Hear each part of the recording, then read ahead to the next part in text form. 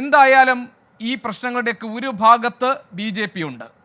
അതായത് പിടിച്ചുകൊണ്ടുവരാൻ പറ്റുന്ന ആളുകളെയൊക്കെ ഏത് വിധേനയും ചാക്കിട്ട് പിടിക്കാൻ വേണ്ടി നീക്കങ്ങൾ നടത്തുന്നുവെന്നും ദല്ലാൽ നന്ദകുമാറിനെ പോലുള്ളവരുടെ സഹായം BJP സ്വീകരിക്കുന്നുണ്ടെന്നും അങ്ങനെ EP ജയരാജനും പ്രകാശ് ജാവ്ദേക്കറേയും കൊണ്ട് ദല്ലാൽ നന്ദകുമാർ EP ജയരാജൻ്റെ മകൻ്റെ തിരുവനന്തപുരത്തെ ഫ്ലാറ്റിലേക്ക് പോയി എന്നും അവിടെ കൂടിക്കാഴ്ച നടന്നു എന്നുമൊക്കെ ഉള്ളത് പകൽ പോലെ നമ്മുടെ മുന്നിൽ വ്യക്തമായി കിടക്കുന്നുണ്ട്.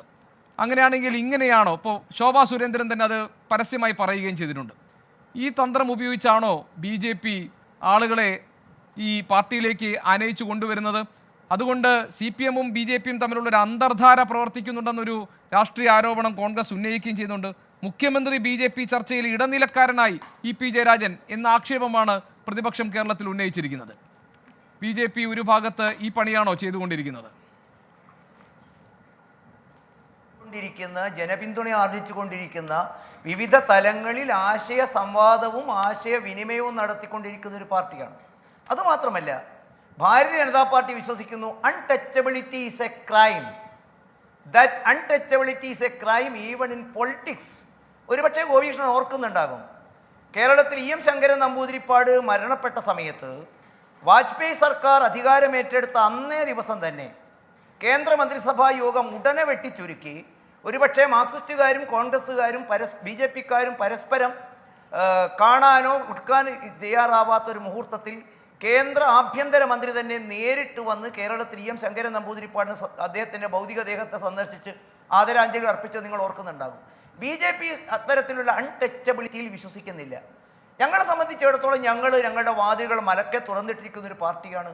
ഞങ്ങൾ മറ്റ് രാഷ്ട്രീയ പാർട്ടിയുടെ നേതാക്കന്മാർ, പൊതുപ്രവർത്തകന്മാർ, സാംസ്കാരിക പ്രവർത്തകന്മാർ, ബുദ്ധിജീവികൾ, വ്യാപാരികൾ, വ്യവസായികൾ എന്ന് തുടങ്ങി സമൂഹത്തിൻ്റെ എല്ലാ മേഖലയിലുംപ്പെട്ട ആളുകളുമായി ആശയ സംവാദം നടത്തുന്ന ഒരു പാർട്ടിയാണ്.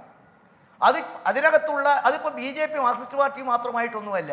ഇപ്പം നമുക്കറിയാമല്ലോ, AK ആൻ്റണിയുടെ മകൻ, കരുണാകരൻ്റെ മകൾ, വയനാട്ടിലെ DCCയുടെ പ്രസിഡന്റ്, KPCC പ്രസിഡന്റിൻ്റെ മുൻ PA, പശ്ചിമ ബംഗാളിലെയും ത്രിപുരയിലെയും മാർക്സിസ്റ്റ് പാർട്ടിയുടെ കൂടോടെ പറിച്ച് BJP-യിൽ വന്നു. ഇതൊക്കെ ഒരു പച്ചയായ പരമാർത്ഥമാണ്. BJP-യുടെ സ്ട്രാറ്റജിയാണിത്. അതിൽ ഞങ്ങൾ മറച്ചു വെച്ചിട്ടൊന്നുമില്ല. ഇപ്പം BJP ഇദ്ദേഹവുമായി കൂടിക്കാഴ്ച നടത്തിയിട്ടില്ല എന്ന് BJP പറഞ്ഞിട്ടില്ല. പക്ഷെ അതെന്താണെന്ന് വെളിപ്പെടുത്തുന്നത് ഭാരതീയ ജനതാ പാർട്ടി അതൊരു മാന്യതയല്ല. അല്ല, ആ സ്ട്രാറ്റജിയിൽ ഇത് പെടുമോ? അതായത് ജയേന്ദ്ര മാസ്റ്റർ, ആ സ്ട്രാറ്റജിയിൽ ഇടതുമുന്നണി ഇവിടെ BJP-ക്ക് ഒരു അക്കൗണ്ട് തുറക്കാൻ സഹായിച്ചാൽ ഈ മുഖ്യമന്ത്രിക്കെതിരായിട്ടുണ്ടായിരുന്ന SNC ലാവ്ലിൻ കേസും സ്വർണ്ണക്കടത്ത് കേസും ഒക്കെ സെറ്റിൽ ചെയ്തു തരാം എന്ന് പറഞ്ഞാണോ ആ സ്ട്രാറ്റജി കേരളത്തിൽ BJP വർക്കൗട്ട് ചെയ്യുന്നത്? അല്ല, അങ്ങനെ ഒരു കാര്യം ഭാരതീയ ജനതാ പാർട്ടി എന്തായാലും ശരിവെച്ചിട്ടില്ല. അല്ല, അങ്ങനെ ഒരു കാര്യം ഈ ദല്ലാൽ നന്ദകുമാർ ആരോപിച്ചു. ഗവൺമെന്റ് ഒന്നും ചെയ്യാനുമില്ല. എൻ്റെ അറിവിൽ നിങ്ങൾ ഈ പറഞ്ഞ സ്വർണ്ണക്കള്ളക്കടത്ത് കേസോ മുഖ്യമന്ത്രിയുടെ മാസപ്പടി കേസോ അന്വേഷണം ഇതുവരെ മരവിപ്പിച്ചിട്ടില്ല. പിന്നെ മാധ്യമങ്ങൾക്ക് സ്വാഭാവികമായിട്ടും ഭാരതീയ ജനതാ പാർട്ടിയുടെ മാധ്യമങ്ങളല്ലല്ലോ വികാസത്തെക്കുറിച്ചും ആശങ്ക പങ്കുവെക്കും. ജയേന്ദ്ര മാസ്റ്റർ, മാധ്യമങ്ങളല്ലല്ലോ ഇത് പറഞ്ഞത് പ്രകാശ് ജാവ്ദേക്കറെ EP ജയരാജന്റെ വീട്ടിൽ കൊണ്ടുപോയി എത്തിച്ച ദല്ലാൽ നന്ദകുമാറാണ്. എന്താണ് നന്ദകുമാറിന്റെ കൂടെ പോയത് കൊണ്ട് ഭാരതീയ ജനതാ പാർട്ടിക്കോ ന്യൂസിനോ കേരളത്തിനോ ഇന്ത്യ രാജ്യത്തിനോ? ആ ദല്ലാൽ നന്ദകുമാറാണ് പറയുന്നത്. കൊണ്ടുചെന്ന് എത്തിച്ചപ്പോൾ സംസാരിച്ച വിഷയങ്ങൾ ഇതൊക്കെയാണ്. EP-യുടെ സഹായം തേടുകയായിരുന്നു. കേരളത്തിൽ ഇടതുമുന്നണിയുടെ സഹായത്തോടുകൂടി BJP-ക്ക് ഒരു സീറ്റ് കിട്ടാൻ, അതിനുവേണ്ടി ഇടനില നിൽക്കാൻ വേണ്ടി, അതിനുവേണ്ടി പറഞ്ഞ തിരിച്ചു കൊടുത്ത ഉറപ്പും വാഗ്ദാനവുമായിരുന്നു SNC ലാവ്ലിൻ കേസും സ്വർണ്ണക്കടത്ത് കേസും ഒക്കെ സെറ്റിൽ ചെയ്തു കൊടുക്കാമെന്ന വാഗ്ദാനം. ഞാൻ പറഞ്ഞതല്ല, ദല്ലാൽ നന്ദകുമാർ പറഞ്ഞത് വെളിപ്പെടുത്തി. ദല്ലാൽ നന്ദകുമാറിന്റെ വാക്കുകൾ ഗോപികൃഷ്ണനും 24 ന്യൂസും വിശ്വസിക്കുന്നുവോ? എനിക്കറിയില്ല. പ്രകാശ് ജാവ്ദേക്കർ വിശ്വസിച്ചോ? പ്രകാശ് ജാവ്ദേക്കർ എന്ത് വിശ്വസിച്ചിട്ടാണ് അദ്ദേഹത്തിന്റെ കൂടെ പോയത്? 24-നെയും ഗോപികൃഷ്ണനൊക്കെ വിടൂ.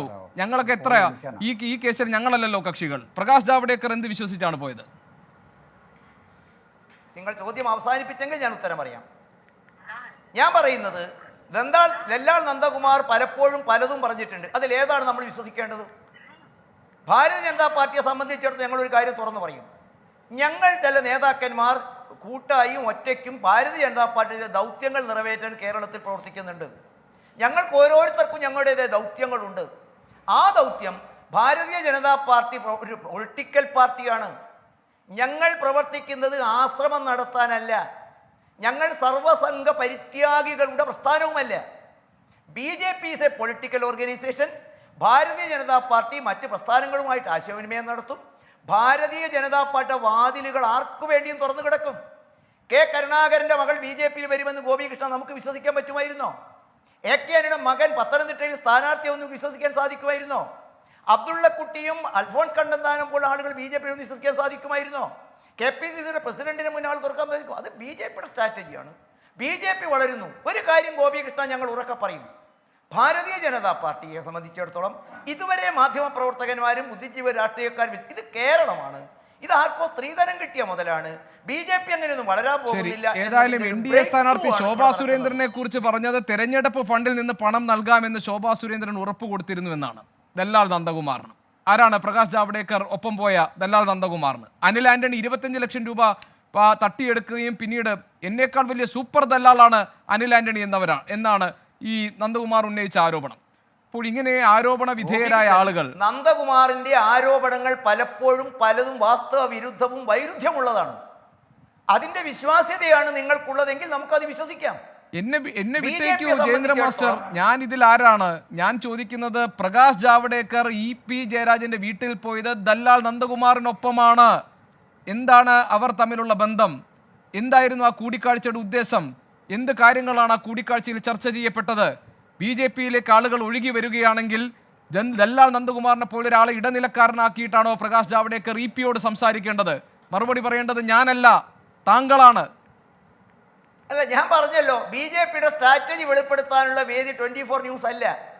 അവിടെ എന്തിനു പോയി എന്ന് വെളിപ്പെടുത്തേണ്ടത് താങ്കൾ ഈ പറഞ്ഞ മാതിരി EP ജയരാജനാണ്. അദ്ദേഹം ഇടതുപക്ഷ മുന്നണിയുടെ കൺവീനറാണ്. KSYF-ന്റെ സംസ്ഥാന പ്രസിഡന്റും DYFI-യുടെ ഓൾ ഇന്ത്യ ഭാരവാഹിയുമൊക്കെ പ്രവർത്തിച്ച ആളാണ്. ഒരു കാര്യം വ്യക്തമാണ്, ഞങ്ങളല്ലല്ലോ വെളിപ്പെടുത്തണം. ഞങ്ങൾ ഒരു കാര്യം നിഷേധിച്ചിട്ടില്ല. അദ്ദേഹത്തിൻ്റെ വീട്ടിൽ പോയി കണ്ടിട്ടില്ല എന്ന് ഞങ്ങൾ ഇതുവരെ പറഞ്ഞിട്ടില്ല. അദ്ദേഹവുമായി സംസാരിച്ചിട്ടുണ്ട് എന്ന കാര്യത്തിന് സ്ഥിരീകരണവും നടത്തിയിട്ടുണ്ട്. ബാക്കി BJP-യുടെ സ്ട്രാറ്റജി ഏത് എന്ന് ഒരു പബ്ലിക് ഫ്ലോറിൽ ചർച്ച ചെയ്യുന്നത് ശരിയല്ല.